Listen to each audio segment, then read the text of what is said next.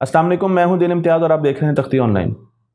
अभी अभी हमें ये खबर सुनने को मिली है कि टाइटन सब जिसे सब ढूंढ रहे थे, उसके कुछ बाकियात समंदर में नज़र आ गए हैं।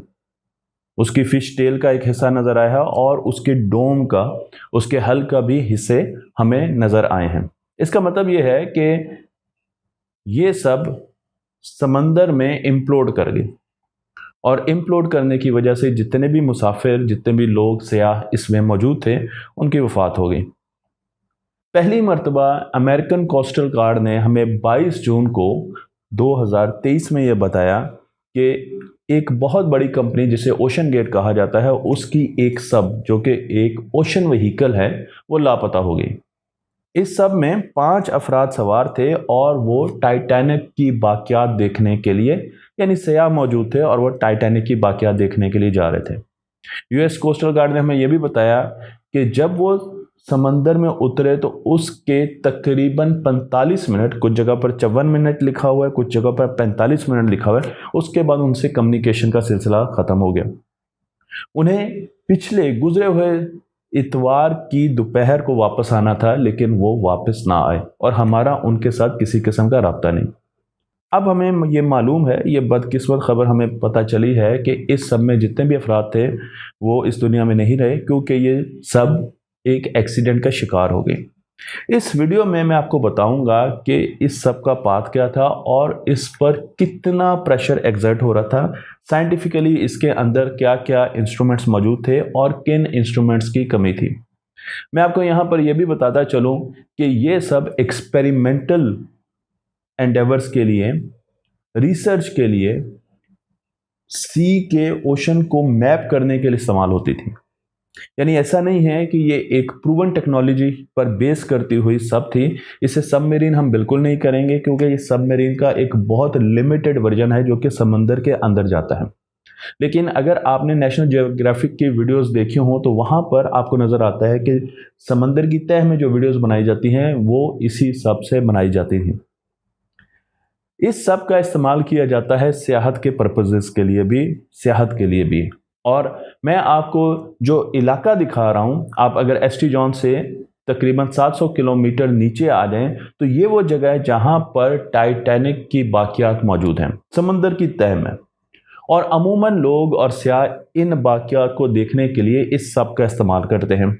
इस सब को बनाया है एक बहुत बड़ी कंपनी ने जिसे ओशन गेट का नाम दिया जाता है। ओशन गेट के पास बहुत सी सब हैं, लेकिन सबसे ज़्यादा गहराई में जाने वाली सब यही थी। बाकी जितने भी सब हैं वो 200 मीटर 300 मीटर तक जा सकती हैं। लेकिन इस सब की बात करें जिसका नाम टाइटन था, क्योंकि ये टाइटैनिक को देखने जाती थी इसलिए शायद इसका नाम भी टाइटन रख दिया गया। टाइटन सब 4000 मीटर की गहराई में जा सकती थी, बल्कि 4000 मीटर की गहराई से भी ज़्यादा जा सकती थी। लेकिन जिस जगह ये जा रही थी वहाँ पर जो गहराई थी वो 4000 मीटर या 13000 फीट थी। और इस वाटरक्राफ्ट को बिल्कुल वैसे ही कंट्रोल किया जाता था जैसे कि आप वीडियो गेम में जॉयस्टिक के साथ खेल रहे हो। मैं आपको इस सब की कुछ स्पेसिफिकेशंस बताना चाहूँगा। तो सबसे पहले मैं आपको बता दूं कि इसकी बॉडी को बहुत ज़्यादा पावरफुल होना चाहिए, क्योंकि इससे पानी के नीचे जाना है और पानी के नीचे बहुत ज़्यादा प्रेशर होता है, उसे हम आगे डिस्कस करेंगे। तो इसकी जो बॉडी बनाई जाती है वो है कार्बन फाइबर टाइटेनियम शेल की। तो आपको एक शेल नज़र आ रहा है और वो शेल, उसके सामने आपको एक व्यू पॉइंट नज़र आ रहा है। सामने अगर आप देखें तो आपको एक खिड़की नज़र आ रही है। ये व्यू या फिर पोर्ट होल भी कहा जाता है।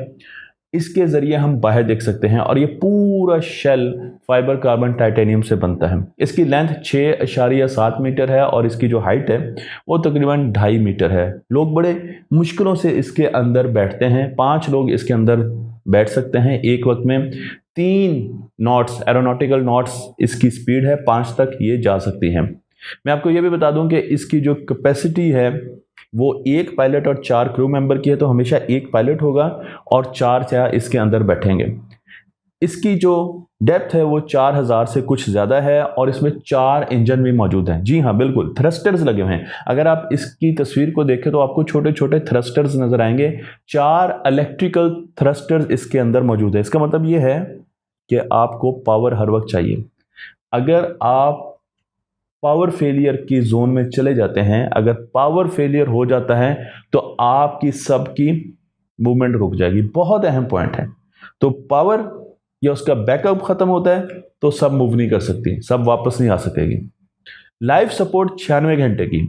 अगर सारी चीज़ें किसी भी हादसे का शिकार हो जाती हैं, हमारे पास 96 घंटे की लाइफ सपोर्ट, यानी वो चीज़ें जो कि ज़िंदगी के लिए ज़रूरी हैं, मसलन ऑक्सीजन, वो 96 घंटे तक यहाँ पर रह सकती हैं।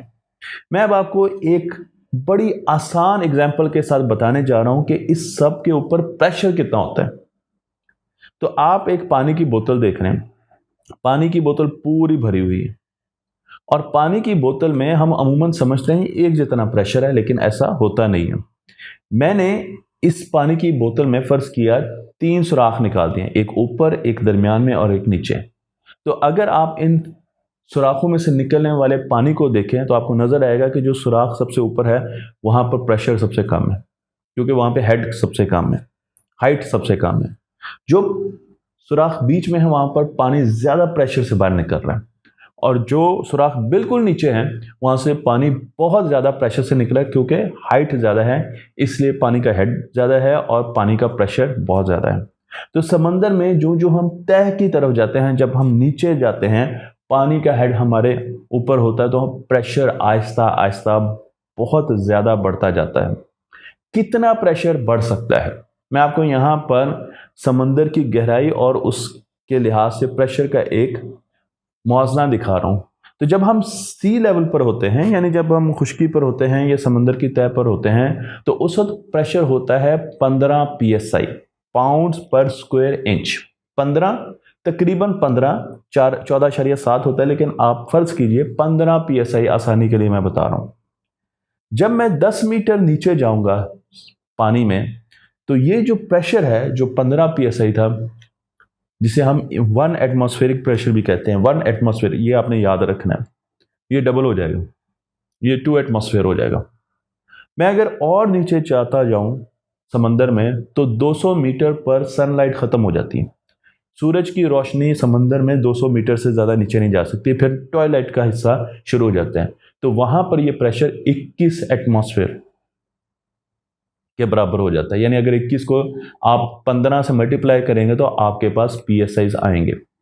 मैं उससे भी नीचे जाता हूं, क्योंकि हमने टाइटैनिक का रैक देखना है, उसकी बाकियात देखनी है जो कि समंदर की तह में है।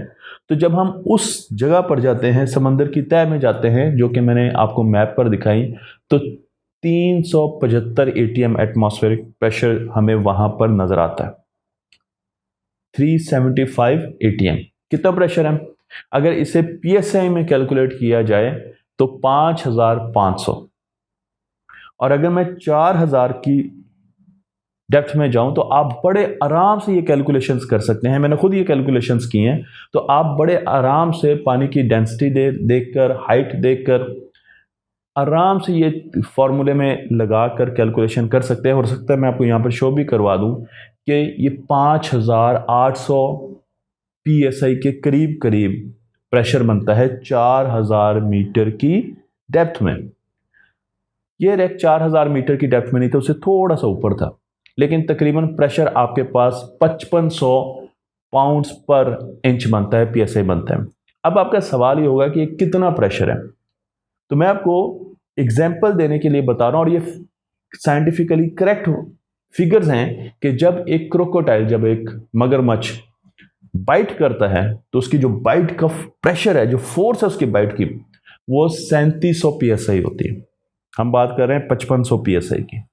जब एक व्हाइट शार्क बाइट करती है, जिसमें पंजाबी में कहते हैं दंदी काटती है, तो उसकी जो बाइट का फोर्स है वो 4000 PSI होता है, और हम बात कर रहे हैं 5500 PSI की।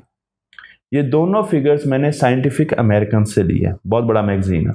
उसके अलावा BBC का ये कहना है कि अगर आप आईफल टावर को खड़ा कर दें इस सब के ऊपर, तो इतना ज्यादा प्रेशर या फोर्स उसके ऊपर मौजूद थी, आईफल टावर को। ये मैंने BBC के डॉक्यूमेंट से, उनके आर्टिकल से मिसाल ली है। तो हमारे पास जब कोई भी चीज़ बहुत ज़्यादा प्रेशर में जा रही होती है, ऐसी एटमॉस्फेयर में जा रही होती है जहाँ पे प्रेशर होता है, तो उसको स्फेरिकल बनाया जाता है, वहाँ पर एजेस का बहुत ज़्यादा ख्याल किया जाता है। ये एक इंजीनियरिंग पॉइंट ऑफ व्यू से मैं आपको बात बता रहा हूँ। आपको यहाँ पर इस सब में कोई भी चीज़ कॉर्नर्स वाली नज़र नहीं आएगी, क्योंकि प्रेशर उसको बहुत तेज़ी से डैमेज करता है। आपको सर्कुलर चीज़ें नज़र आएंगी, इसलिए जहाज़ जो ऊपर जाते हैं वहाँ पर जहाज़ का अंदर का प्रेशर बहुत ज़्यादा होता है और बाहर प्रेशर एटमॉस्फेयर में कम होता है। वहाँ पर भी चीज़ें सर्कुलर बनाई जाती हैं, इवन जहाज़ की विंडोज़ भी सर्कुलर बनाई जाती हैं। आप कभी देखिए, आपको कभी किसी जहाज़ की विंडो चौकोर नहीं नज़र आएगी, क्योंकि जहाँ पर बहुत ज़्यादा प्रेशर डिफरेंस होता है, जहाज़ के अंदर प्रेशर बहुत ज़्यादा है, बाहर कम है। यहाँ पर सबके अंदर प्रेशर कम है और बाहर बहुत ज़्यादा प्रेशर है। तो प्रेशर बहुत ज़्यादा जो उसका डिफरेंस होता है, उसकी वजह से अगर एजेस आ जाएं कहीं, तो वो बड़ी तेज़ी से उसको उस जगह को ख़राब कर सकता है, वहाँ से लीकेजेस हो सकते हैं, वहाँ पर बहुत ज़्यादा प्रॉब्लम हो सकते हैं। इसी चीज़ को मॉनिटर करने के लिए इसकी बॉडी पर कितना ज़्यादा प्रेशर होता है, इसमें एक सेंसर भी लगाया जाता है। अब हैरानी की बात यह है कि एक ही किस्म का सेंसर मुझे मिला है, और ऐसी बहुत सी हैरानियां आपको आने वाले वक्तों में होंगी जब मैं आपको इसकी इंस्ट्रूमेंटेशन के बारे में बताऊंगा, क्योंकि बहुत ही ज़्यादा लिमिटेड वर्जन था। इस सेंसर को स्ट्रेन गेज कहा जाता है। स्ट्रेन गेज मैं आपको यहाँ पर दिखा रहा हूँ, और इसमें आपके पास एक पाथ बना होता है, उस पाथ में से करंट को फ्लो किया जाता है। जब इस स्ट्रेन गेज पर प्रेशर पड़ता है, जिस तरह इस किताब पर अगर मैं प्रेशर डालूं तो ये आहिस्ता आहिस्ता डिफॉर्म होना शुरू हो जाएगी, अपनी शक्ल बदलना शुरू हो जाएगी। बिल्कुल ऐसे ही ये गेज डिफॉर्म होना शुरू हो जाती है, अपनी शक्ल बदलना शुरू हो जाती है, तो इसका जो मटेरियल है उसकी रेजिस्टेंस चेंज हो जाती है।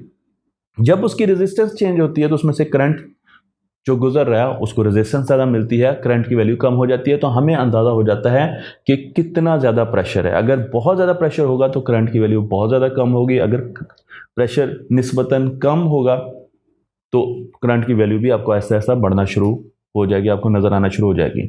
और इस स्ट्रेन गेज के ज़रिए हम अलार्म भी ले सकते हैं कि क्या बहुत ज़्यादा प्रेशर तो नहीं एग्जिस्ट कर रहा, क्या बहुत ज़्यादा प्रेशर तो नहीं पड़ा। अगर फ़र्ज़ किया बॉडी कोलैप्स करना चाहती है, उस पूरी सब की बॉडी कोलैप्स कर रही है, तो इस स्ट्रेन गेज को फ़ौरन अलार्म देना चाहिए कि बहुत ज़्यादा प्रेशर आ रहा है।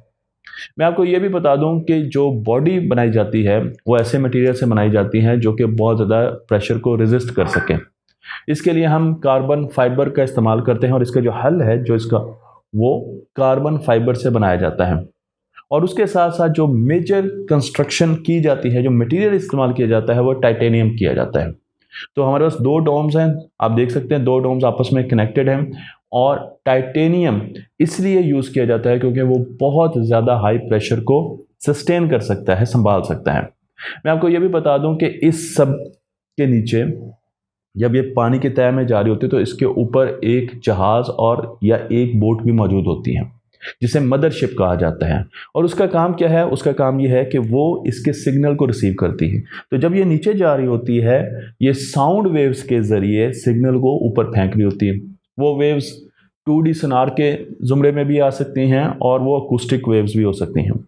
अगर हम इस पर्टिकुलर सब की बात करें तो ये मैसेजिंग भी कर सकती है, कुछ लिमिटेड मैसेजेस भी ऊपर भेज सकती है। तो अगर तो जहाज़ सिर्फ ऊपर खड़ा है और ये नीचे से सोनार के ज़रिए सिग्नल भेज रही है या अकूस्टिक सिग्नल्स भेज रही है, तो उस जहाज़ को रिसीव हो जाएंगे। लेकिन अगर ये और वो जहाज़ जो मदरशिप है वो आपस में उनकी अलाइनमेंट ख़राब हो गई, ये कहीं और निकल गई और जहाज़ उधर ही रह गया, तो अब इनकी कम्युनिकेशन नहीं हो सकती। इसके साथ साथ इसके अंदर एक 4K इमेजिंग कैमरा भी होता है, जो कि इमेजेस के लिए और डॉक्यूमेंट्रीज बनाने के लिए यूज़ हो रहा होता है। 2D सोनार होता है, जो कि मैंने आपको पहले ही बता दिया। और उसके साथ साथ हमारे पास एक बहुत स्ट्रॉन्ग लाइट होती है, 40,000 लूमेंस की ये लाइट है, एक्सटर्नल लाइट होती है। इसके लिए भी पावर चाहिए, तो आपको लाइट के लिए भी पावर चाहिए, आपको जो थ्रस्टर्स हैं उनके लिए भी इलेक्ट्रिसिटी चाहिए। तो मैं लूमेंस का आपको थोड़ा सा अंदाज़ा दिखा रहा हूँ कि आप देखें कि हमारे पास जो वार्म लाइट्स होती हैं उनके लूमेंस कम होते हैं, लेकिन जैसे जैसे हम वाइट लाइट की तरफ आते हैं, हम नीली रोशनी की तरफ आते हैं, वहाँ पर आपके पास लूमेंस बहुत ज़्यादा होते हैं, यानी light emitted per unit time बहुत ज़्यादा होती है, इसलिए रोशन लाइट आपको नज़र आती है। तो 40,000 लुमेंस की लाइट इसके अंदर मौजूद है, जिसके ज़रिए हम सी के अंदर जाके जहाँ पर सनलाइट नहीं आती वहाँ पर चीज़ों को देख सकते हैं। मैं आपको ये बता चुका हूँ कि इसके अंदर साउंड वेव्स के ज़रिए कम्युनिकेट करने, टेरेन पढ़ने, जो नीचे टेरेन है, सी की जो सतह है उसको स्टडी करने और रोशनी के ज़रिए चीज़ों को देखने की हैसियत हासिल है। लेकिन अब सवाल ये पैदा होता है कि जब इसके पास ये चीज़ें हैं तो इसको एक्सीडेंट कैसे पेश आ सकता है और उस एक्सीडेंट को पेश ना आने के लिए हमें क्या क्या एहतियाती कदम उठाने की ज़रूरत थी जो हम नहीं उठा सके। तो अगली वीडियो में मैं आपको ये बताऊंगा कि जब ये हमें नहीं मिल रही थी और अभी जब ये मिल भी चुकी है तो हम अंदाज़े लगाने की कोशिश कर रहे हैं कि इसके अंदर किस किस्म के इश्यूज आ सकते हैं और इसकी जो ओवरऑल सिनेरियोज हैं एक्सीडेंट के वो क्या बन सकते हैं और उनसे कैसे बचा जा सकता था। मुझे उम्मीद है कि ये वीडियो आपको पसंद आई होगी। तख्ती ऑनलाइन को लाइक कीजिए, शेयर कीजिए और इनको दूसरों तक पहुंचा दीजिए।